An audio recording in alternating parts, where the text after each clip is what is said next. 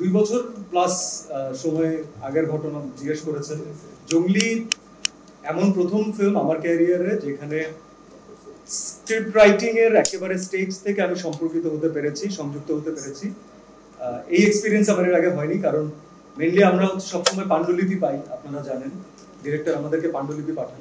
তবে একটা young team নিয়ে আমরা কাজ করেছি, তো এই টিমটা চাচ্ছিল যে এই কাজটা কোলাবোরেশনের মাধ্যমে হোক, এবং যেহেতু টিম প্রথম থেকে আমি জানি যে টিমের সাথে আমি সম্পর্কিত, টিম জানে যে আমাদের টিমে কে কে থাকতে পারে প্রবাবল, তো কাজটা খুব সহজ হয়েছে আমাদের জন্য, কারণ একজন আরেকজনের সাথে তখন আমাদের আন্ডারস্ট্যান্ডিংটা ইজি হয়েছে। লম্বা সময় ধরে একসাথে কাজ করেছি এই টিমের সাথে, পার্টিকুলারলি ডিরেক্টর সাহেবের সাথে আমি এর আগে অনেকগুলো কাজ করেছি। আমাদের পরমন দুইতে উনি অ্যাসোসিয়েট ডিরেক্টর ছিলেন, দহনে উনি অ্যাসোসিয়েট ডিরেক্টর ছিলেন।